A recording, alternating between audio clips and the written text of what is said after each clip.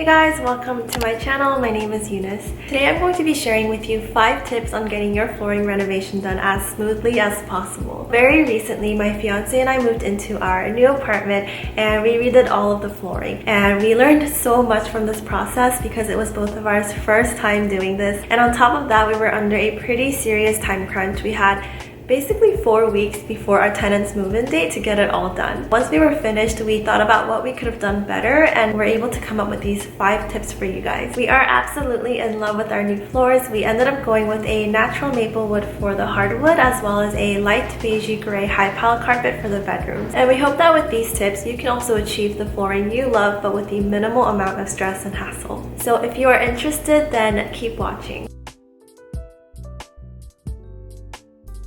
You can skip this step if you don't have to deal with the HOA, but if you do, then make sure that you start communication with them before you move forward with anything. I think this is the most important tip because like with any project, you just want to make sure that you gather all of your requirements and that you set clear expectations for yourself. The biggest mistake we made was not doing this. So in the very beginning, we actually started shopping right away because we knew we wanted hardwood flooring in the whole apartment, and we took several trips to Home Depot checking out wood samples, and then later found out from the HOA that we actually are not allowed to install wood in the bedrooms, and so we basically had to go back and shop for carpet material. And if we had just known this earlier, then we would have saved so much more time on those shopping trips. We also lost 2 additional weeks because our HOA manager was on vacation and we needed him to approve our permit for the project. So if you're on a time crunch like we were, then make sure you get the availability of your HOA as well as how long it's going to take to get anything approved. I think this tip is pretty straightforward, but to sum it all up, you just want to make sure that you have all of the information that you need so that you don't run into any problems later down the line.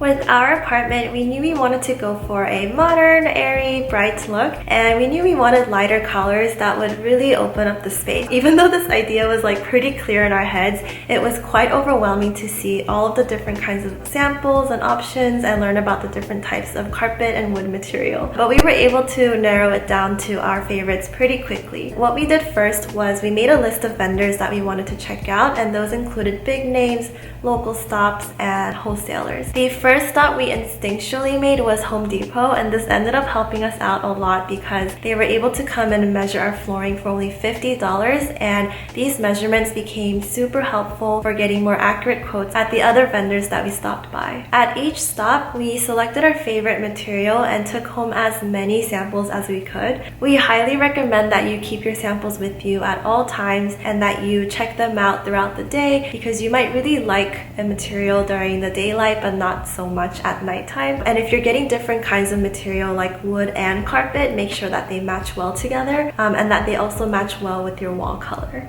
When getting your samples, ask for a quote and see what services and packages they offer. Collecting as many quotes will help you make your decision as you're comparing your samples. And what will help you stay organized is carrying a folder around with you because usually they'll provide you a quote in a printed page, or you can use your favorite note-taking app and make sure that you're like collecting as much information as you can. In the end, we ended up going with a high pile plush carpet and like a beigey light gray color, and the color we chose is called Toasted Almond. And for the wood, we ended up going with engineered natural maple. And what really helped us make our decision was stopping by as many vendors as possible and trying to get the best value for what we wanted.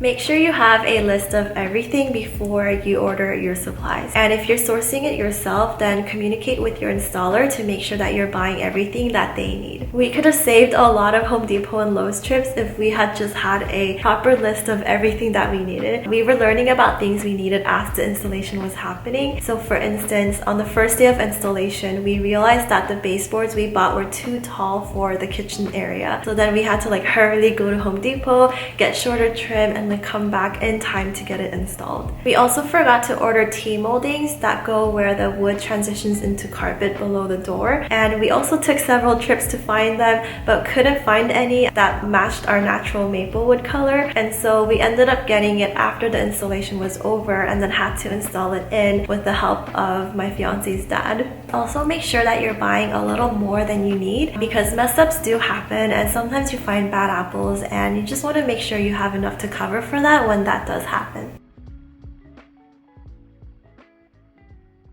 Maintaining clear communication with your installer will help optimize the time that you're paying for and make things go smoothly for both parties. Before the day of your installation comes, make sure that you know if your installer needs anything from you, whether it's like moving furniture beforehand or buying any material. And also be informed about what services you're paying for. I know this sounds straightforward and silly, but I was actually confused at first when our installer left nail marks on the baseboards and then realized that cleaning it up and like painting over it was actually not a part of their job. And the most important part of this tip is provide feedback as much as you can. You don't want to end up in a situation where you don't like the job that they did and you have to ask for a do-over. Giving them constant feedback and ensuring that they are installing it to your liking will just make everyone happier. And of course, show your installer some hospitality. You can offer them drinks as they're working or buy them lunch, and choose how you want to tip accordingly based on their work. There are several ways you can save money during your floor renovation process. One is by avoiding additional fees. Some stores will charge you for flooring measurement, material delivery, disposal of old flooring, even like moving your appliances, and labor fees per square feet can also vary quite a lot. As we mentioned earlier, we checked out a lot of different vendors, and this allowed us to get the lowest labor fee we could find, as well as avoid additional fees.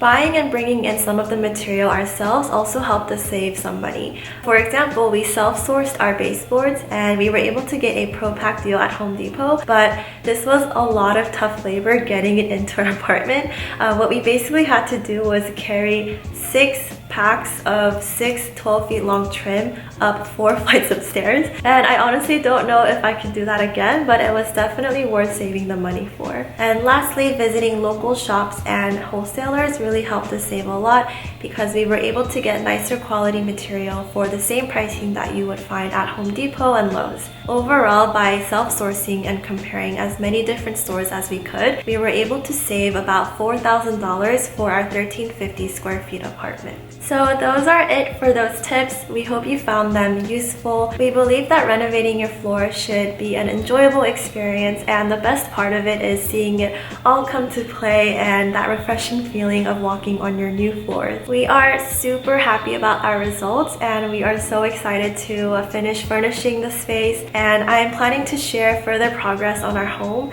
So if you'd like to watch more of that and follow along our journey, then please give this video a thumbs up and subscribe to this channel if you haven't already. Thank you so much for sticking around. I'll see you guys next week.